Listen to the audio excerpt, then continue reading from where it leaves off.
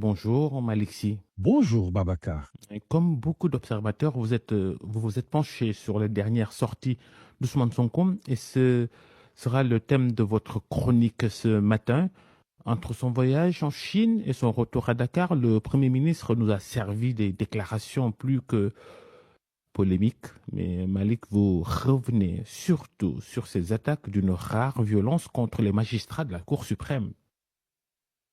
Et oui Babacar, et vous avez absolument raison de le dire, car c'est une séquence inédite, un spectacle rare, et pour ceux qui l'ont regardé et qui ne le sauraient pas, ils ont assisté ce mardi en direct sur leurs écrans à la mort clinique de l'esprit républicain au sommet de l'État après les déclarations sans précédent du Premier ministre contre les magistrats.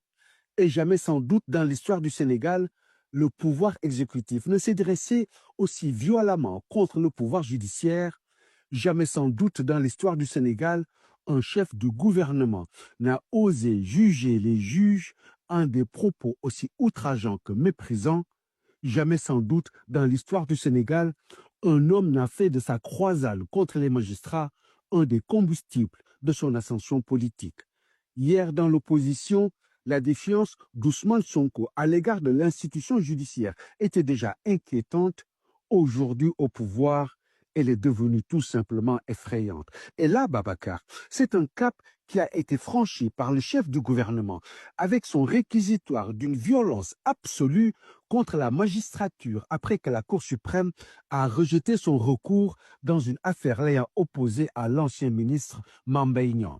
C'est une énième dérive qui résonne comme l'accélération brutale de la perdition d'un homme peu enclin à se conformer aux principes démocratiques, le naufrage d'un homme obsédé par sa rancœur contre les juges. Et voilà que cette obsession risque encore une fois de le conduire au pire avec ces accusations portées contre une institution de la République dont il soupçonne certains membres d'avoir profité de leurs fonctions pour obtenir des avantages matériels.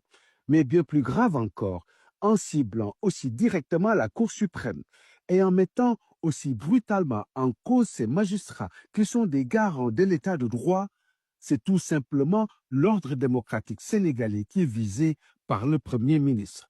Le coup judiciaire encaissé par Ousmane Sonko avec la décision de la Cour suprême de confirmer sa condamnation est le signe que personne ne peut mettre au pas la justice sénégalaise. Mais ce revers n'est pas pour autant la défaite personnelle du chef du gouvernement, mais tout simplement une victoire de l'état de droit. Cela dit, Babacar, il y a de quoi s'interroger sur les raisons qui poussent très souvent, voire même trop souvent, le Premier ministre à vilipender les institutions de la République. Justement, Malik, de quoi les déclarations du Premier ministre sont-elles le nom? Première réponse, Babacar, et elle est cache, celle-là.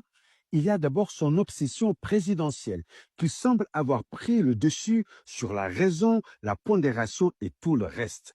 Sa maladroite déclaration prononcée en Chine que lui, président, beaucoup de gens allaient raser les murs et n'auraient plus droit à la parole montre à suffisance ses désirs de gouvernance impériale au-delà de tout contre-pouvoir. Est-ce l'explication de ces éloges de plus en plus récurrents des régimes autoritaires? Autre explication, Babacar, pour quelqu'un qui se dit indestructible, le ton et la mise en scène plutôt intimiste de sa dernière déclaration trahissent un signe évident, celui de l'extrême vulnérabilité d'un homme qui a la pleine conscience que sa gouvernance, loin d'être une réussite, suscite de plus en plus déception et résignation.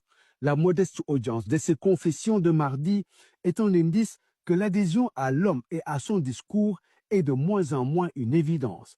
On est loin de l'époque où la seule annonce d'une déclaration d'Ousmane Sonko pouvait chauffer à blanc tout le microcosme politique sénégalais.